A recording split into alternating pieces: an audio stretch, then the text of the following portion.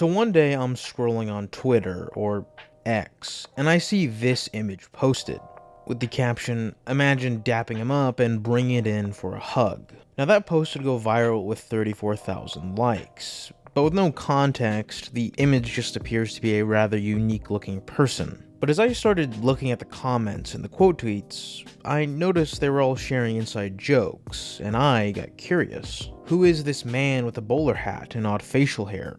Who was this CyberSmith, as he goes by? Well, as you'll soon discover, as I did, he's the human pet guy.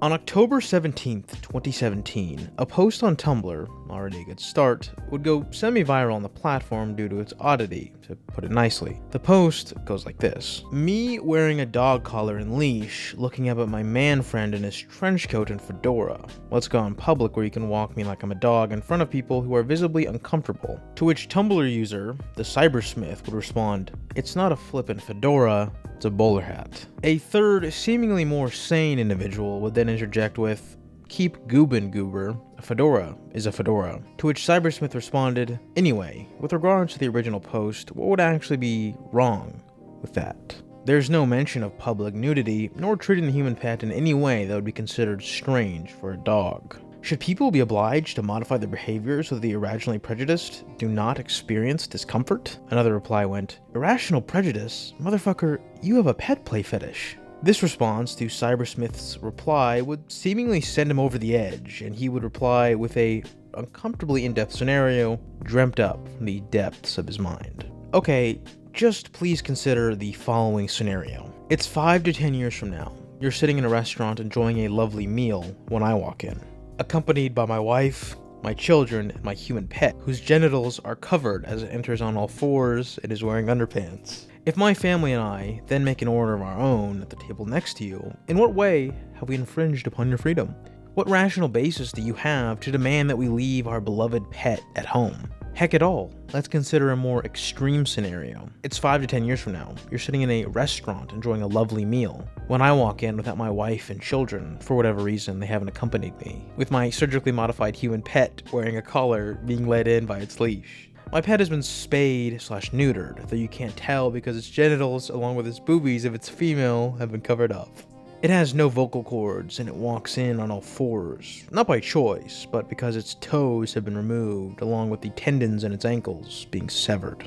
It may also have had its thumbs and the last 2 segments of each finger amputated, making it easier to care for no fingernails to trim. Perhaps I've even humanely removed its eyes, making it less independent. Even in this scenario, I haven't infringed upon your liberties. Irrationally prejudiced is precisely what you are. It's amazing how fast things can fall apart when you misidentify a man's hat. The post would go on to become pretty infamous on Tumblr, and I've also seen screenshots of it with up to 30,000 or more notes. Pretty significant for Tumblr. The post would also go on to be shared on Reddit several different times, and CyberSmith himself would become an inside joke, because as odd and weird as this post was, he's not just a one-off poster. Instead, he has a multitude of them, including, "Despite having worked for months to impregnate this website with the seed of my wisdom, the womb of Tumblr has swollen only with out-of-context mockeries of my person," and a throwaway comment concerning Ashley Ray's frontal jiggly bits.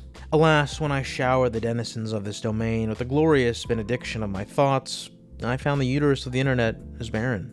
A comment below reads, "Did you really have to phrase it this way?" To which CyberSmith replies, "How would you have phrased it?" He also created this image, which reads, "A collection of wise, insightful proclamations covering a multitude of subjects created by one who looked upon the face of God and saw that it was a mirror. The blind lay people of Tumblr," one isolated reference to the forward-aligned squidgy bits of someone who doesn't even visit here anymore. And below he says, "I felt compelled to craft this image, incensed as I was by the tomfoolery of this hell site." Did you just call yourself God? Yes, in a sense. He literally committed the biggest violation of legally assured civil rights in your country's history. Morally, the Japanese internment wasn't as bad as slavery.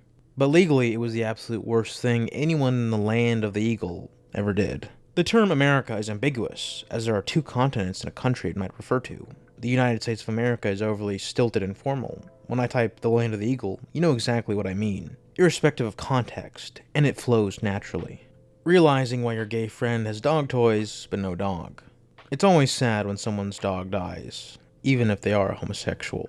I felt bad for you for about 5 seconds, and then I read the sentence, "I think empires are a good thing," on your blog, and I stopped feeling bad.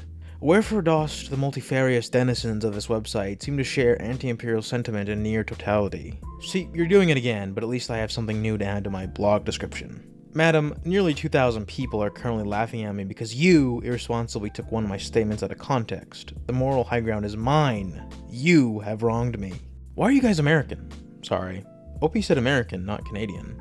Please unblock me, Thivus. I'm sorry for openly fantasizing about castrating and enslaving you. And to top it all off, here's his second life interests. Ayn Rand, libertarianism, Nietzsche, objectivism, programming, transhumanism, and will to power. Truly a great mix of the absolute worst things you could ever hear. And that was the collection of the best of CyberSmith. Now the question that's probably on everyone's mind is something along the lines of, is this guy trolling? And, well, it's kind of a cheap-out answer, but probably both. Obviously, some of what he's saying here is trolling. I don't think I can accept that he believes he's God, or that he's unironically calling America land of the eagle. But at the same time, too much of what he's saying is in-depth enough to be genuinely things he thinks. It's like Schrodinger's troll. Stuff like the human pet is just too far, where even if he claims it's satire, there gotta be some true beliefs underneath the surface. There's also a lot of history here. Some of these comments date back years, and to this day, he's still going. I am aware that some can shitpost for years, but to think this is all one big joke and one big satirical meme he's pulling is coping more than anything else. At the end of the day, CyberSmith is just another strange figure on the internet. He's fun to watch. It's kind of like a human zoo, or maybe a human petting zoo. Anyway, this was the brief story of the human pet guy. Thanks for watching.